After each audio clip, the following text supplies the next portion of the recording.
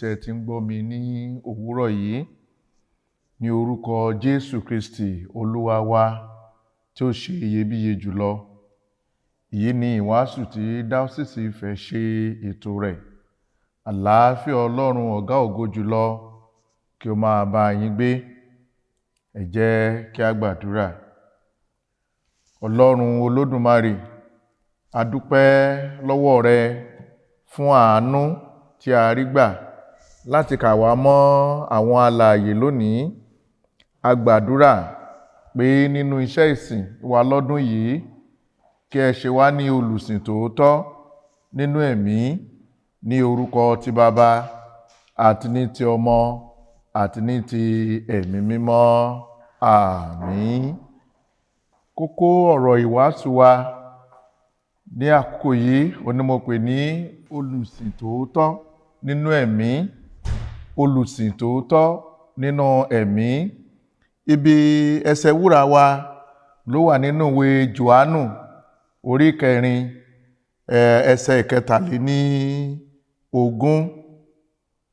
Ṣùgbọ́n wákàtí ń bọ̀, ó sì dé tán nísinsìnyí, ní ìgbà tí àwọn olùsìn tòótọ́ yóò máa sin Baba lé ẹ̀mí àti lé òtítọ́, nítorí irú wọn ni Baba ń wá kí ó máa sin òun.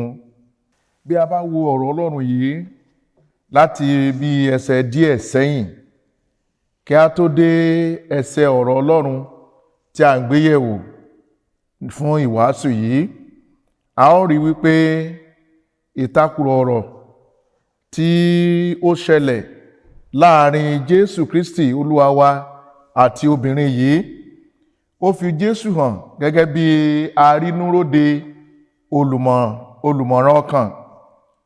Nínú ọ̀rọ̀ Jésù Kristi sí arábìnrin yìí, Jésù jẹ́ kó di mímọ̀ fún pé kò sí ohun tí ènìyàn ń ṣe tí òun Olúwa tí òun kò mọ̀, tàbí èyí tó sápamọ́ níwájú ọba àwọn ọba. Èyí ni a rí nígbà tí Jésù sọ irú ènìyàn tí obìnrin náà jẹ́ fún. Tí a bá wo ẹsẹ̀ 18, ilé yìí wà níbẹ̀. Nítorí tí ìwọ ti lé ọkọ 5 rí, ẹni tí ìwọ sì ti ní nísìnyí kì í ṣe ọkọ rẹ, ìwọ sọ òtítọ́ ní èyí. Arábìnrin náà kò ṣe àwáwí rárá, bẹ́ẹ̀ dẹ̀ ni kò dẹ̀ fi ohunkóhun bojú tàbí kó pírọ́rọ́ bóyá Jésù mọ irú ènìyàn tí òun jẹ́. Ó gbà nítòótọ́ wípé panṣágà òní òun. Tí a bá wo ẹsẹ̀ 17, ìwé náà ó sọ wípé obìnrin náà dáhùn, ó sì wí fún pé èmi kò lé ọkọ. Jésù wí fún pé ìwọ wí rere, èmi kò lé ọkọ. Ṣùgbọ́n obìnrin yìí gbìyànjú lẹ́yìn ìgbà tí ó ti fira rẹ̀ hàn, tàbí tó jẹ́ wípé a fi hàn nínú ọ̀rọ̀ Jésù Kristi, ó gbìyànjú láti fi hàn Jésù bí òun ti mọ̀ nípa ọ̀rọ̀ ẹ̀sìn tó. Tí a bá wo ẹsẹ̀ 20, ibi tá à ń gbé yẹ̀wò yẹn, ó ní àwọn baba wa ń sìn lórí òkè yìí, ẹ̀yin sì wí pé Jerúsálẹ́mù ni ibi tí ó yẹ láti tí a bá máa sìn.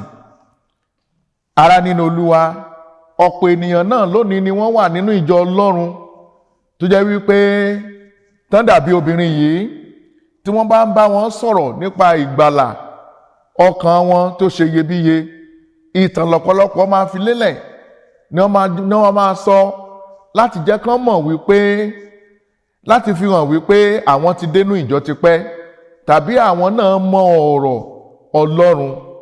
Ṣùgbọ́n gẹ́gẹ́ bí Jésù jẹ́ kí ó di mímọ̀ fún arábìnrin náà ní ìgbà náà pé mímọ̀ ọ̀rọ̀ Ọlọ́run àti ìlànà ìgbàgbọ́ tàbí ìlànà ìjọ, tàbí pé a ti dé inú ìjọ ti pẹ́, tàbí bóyá pọ́n tẹ̀ bí wa síbẹ̀, tàbí bóyá pé àwa ni a jọ bẹ̀rẹ̀ ìjọ náà tí a jọ mọ búlọ́ọ̀kù bàbá wa, àwọn ni wọ́n ṣiṣẹ́ níbẹ̀.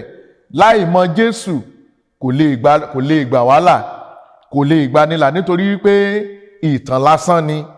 Bẹ́ẹ̀ náà ni mo ń sọ fún ìwọ olùgbọ́ ọ̀rọ̀ Ọlọ́run yìí ní òwúrọ̀ yìí pé wọ́n lè bí ọ sínú ìjọ Ọlọ́run, o ti lè ka bíbélì ní ìgbà ìmọye, bóyá láti Genesis títí dé Ìfihàn.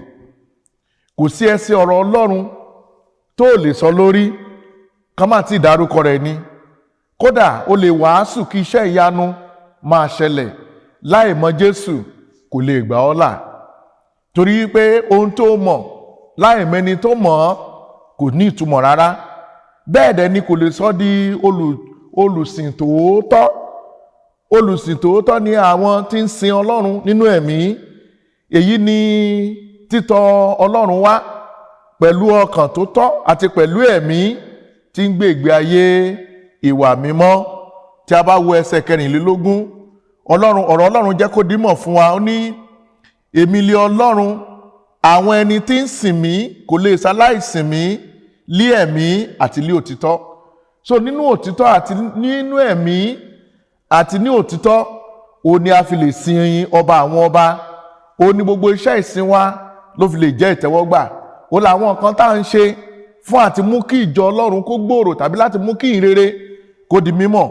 Bí sísin Ọlọ́run nínú ẹ̀mí àti òtítọ́, ó ní ó fi lè ràn wá lọ́wọ́. Jésù Olúwa tún fi yé arábìnrin yìí pé kì í ṣe sísìn níbì kan pàtó ni ó ṣe pàtàkì, bí kò ṣe sísin Ọlọ́run nínú ẹ̀mí àti nínú òtítọ́. Ohun tá a rí láyé òde òní, ó ní pé ọ̀pọ̀lọpọ̀ orí òkè dé orí òkè. Ẹlòmíì tí ò bá tí ì dé ibi tí ó yàn láàyò, tó yàn ní ààyò, kò lè gbàdúrà. Ẹlòmíì wà tó jẹ́ pé tí ò bá rí àlùfáà tàbí kó rí wòlíì, kò lè gbàdúrà. Ṣùgbọ́n Jésù ń sọ fún wa lónìí, ó ń sọ fún arábìnrin, bẹ́ẹ̀ náà ló ń sọ fẹ́ nìkọ̀ọ̀kan wa, pé kì í ṣe ibi tí a yàn tàbí ká yan ibì kan sọ́tọ̀ òun ló ṣe pàtàkì, bí kò ṣe sísin Ọlọ́run nínú ẹ̀mí àti ní òtítọ́. Mo gbàdúrà fẹ́nìkan tó ń gbọ́ mi láàárọ̀ yìí, orí ọ̀fẹ́ láti sin Ọlọ́run nínú ẹ̀mí àti òtítọ́, Olúwa yóò yọ̀ǹda rẹ̀ fún ọ. Ará nínú Olúwa, ohun tí mo ń sọ ni pé kì í ṣe àwọn àìgbọ́dọ̀mọ́ṣe wa, kì í ṣe àwọn àìgbọ́dọ̀mọ́ṣe rẹ, tàbí àwọn ibi tó o lè ṣaláì má lọ lọ́dún kó tó bẹ̀rẹ̀ iṣẹ́ fún àtijọ́sìn fún Olúwa ló ṣe pàtàkì, bí kò ṣe ibi tí ẹ̀mí Ọlọ́run bá ń gbé. Ibi tí ẹ̀mí Ọlọ́run bá sì ń gbé, ibẹ̀ náà ni a ti lè sin Ọlọ́run nínú ẹ̀mí àti nínú òtítọ́. Ìwé Kọ́ríńtì kejì orí 3 ẹsẹ̀ 17, ó fìdí ọ̀rọ̀ yìí múlẹ̀. Ó ní, ǹjẹ́ Olúwa ni ẹ̀mí náà? Ǹjẹ́ Olúwa ni ẹ̀mí náà? Níbi tí ẹ̀mí Olúwa bá sì wà, níbẹ̀ ni òmìnira ń gbé, níbẹ̀ ni òmìnira gbé wà. Abálájọ tí ọ̀pọ̀lọpọ̀ tí ò ti fi di òmìnira kúrò lọ́wọ́ ẹ̀ṣẹ̀, kúrò lọ́wọ́ agbára òkùnkùn, nítorí àwọn ibi tí wọ́n yàn kì í ṣe wípé ẹ̀mí Ọlọ́run wà ń bẹ̀. Kì í ṣe pé bóyá wọ́n sin Ọlọ́run, wọ́n jẹ́ olùsìn tòótọ́ nínú ẹ̀mí. Àwọn kan wọ̀nyí ló ń fà á. Mo gbàdúrà ní ọdún yìí lórúkọ Jésù, ò ní ṣàṣìnù. Lórúkọ ti Jésù, ò ní ṣe lásán. Ará nínú Olúwa, bí a ti ń tẹ̀síwájú nínú iṣẹ́ ìjọsìn wa fún Ọlọ́run nínú ọdún yìí, ǹjẹ́ kò wá yẹ kí a ṣe àyẹ̀wò iṣẹ́ ìsìn wa? Irú ìhàwó ni òun kọ sí ọ̀rọ̀ Ọlọ́run nígbà tó bá fi àṣírí ayé rẹ̀ hàn. Ẹlòmíràn tilẹ̀ máa ń sọ wípé oníwàásù òun ló ń bá wí, òun ló ń bá wí, tàbí pé òun ló ń bú. Àwọn mìíràn wọ́n máa ń sọ di agídí àti ọ̀rọ̀ ìjà nínú ìjọ Ọlọ́run lónìí káàkiri gbogbo. Òótọ́ ọ̀rọ̀ ó ti ṣòro sọ nínú ìjọ Ọlọ́run, nítorí wípé ọ̀pọ̀lọpọ̀ tó wà nínú ìjọ Ọlọ́run lónìí ló jẹ́ wípé wọ́n sìn nínú ẹ̀mí àti òtítọ́, wọ́n sìn Ọlọ́run nínú ẹ̀mí àti òtítọ́ gẹ́gẹ́ bí Olúwa ti ń fẹ́. Nítorí náà oríṣiríṣi kan ló lè ṣẹlẹ̀. Ṣùgbọ́n obìnrin panṣágà yìí, nígbà tí ọ̀rọ̀ Ọlọ́run fi àṣírí ayé rẹ̀ hàn, ó ronúpìwàdà, ó sì di ẹni tí ń polongo Jésù. Nígbà tí Ọlọ́run bá fi àṣírí ayé rẹ̀ hàn, tàbí ọ̀rọ̀ Ọlọ́run tó fi àṣírí ayé rẹ̀ hàn, tí Ọlọ́run lò ránṣẹ́ Ọlọ́run láti mú kí orí àṣírí ayé rẹ̀, kí ló ń ṣe? Ṣé o ronúpìwàdà? Ṣé o ti ọkàn rẹ̀ tẹ̀ gbọgbẹ́ wípé nǹkan tó ṣe yẹn Ọlọ́run lórí tó dẹ̀ fi hàn ìránṣẹ́ rẹ̀? Àbí ò ń ṣe agídí? Rántí pé ọ̀rọ̀ Ọlọ́run sọ wípé ẹni tí a ń bá wí tó wárun kì pé yóò parun lójijì láìsí àtúnṣe. Ará nínú Olúwa, ǹjẹ́ o mọ̀? Ǹjẹ́ o mọ̀ láàárọ̀ yìí pé ìwọ náà o lè ronúkúwàdà, ẹ̀ṣẹ̀ rẹ. Tó o bá ronúkúwàdà ẹ̀ṣẹ̀ rẹ, ìwọ náà lè di ọ̀kan nínú àwọn ẹni tí ń sin Ọlọ́run nínú ẹ̀mí àti ní òtítọ́. Nípa bẹ́ẹ̀, ìwọ náà lè di ẹni tí ń polongo Jésù nígbà gbogbo, nínú ìwà rẹ, nínú ìṣe rẹ, nínú gbogbo ọ̀nà. O lè di ẹni tó ń polongo Jésù. Kò dìgbà tá a bá gbé Bíbélì nìkan la tó lè polongo Jésù. Arábìnrin yóò ṣàgbé Bíbélì, ṣùgbọ́n ó lọ káàkiri gbogbo ìgboro, ó lọ pe àwọn ènìyàn pé ẹ wá wo ẹni tó sọ ohun gbogbo tí mo jẹ́. Jésù ń retí rẹ lónìí, ọ̀la lè pẹ́ jù fún ọ. Bí o bá gba Jésù gbọ́, gbìyànjú láti polongo rẹ̀ lónìí títí ọjọ́ ayé rẹ. Ní ìparí, máa rántí wípé àwọn olùsìn nínú ẹ̀mí ni Olúwa ń fẹ́ kí o máa sìn òun, pàápàá jùlọ bí a ti ń lọ nínú ọdún yìí. Gbìyànjú láti jẹ́ olùsìn nínú ẹ̀mí. Gbìyànjú láti wà lára àwọn tí Ọlọ́run fẹ́ kó sìn òun ní ọdún yìí. Wàá dẹ̀ rí pé iṣẹ́ ìyanu Ọlọ́run, ògo Ọlọ́run á farahàn nínú ayé rẹ. Ẹ jẹ́ kí a gbàdúrà. Olúwa, dúpẹ́ lọ́wọ́ yín fún ọ̀rọ̀ yín tó ti jáde.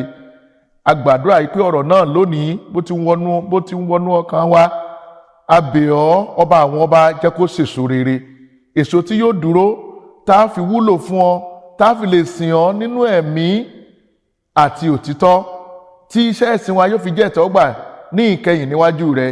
Ọlọ́run, nínú àánú rẹ la fi fún wa, ní orúkọ ti Baba àti ní ti Ọmọ àti ní ti Ẹ̀mí Mímọ́. Àmín.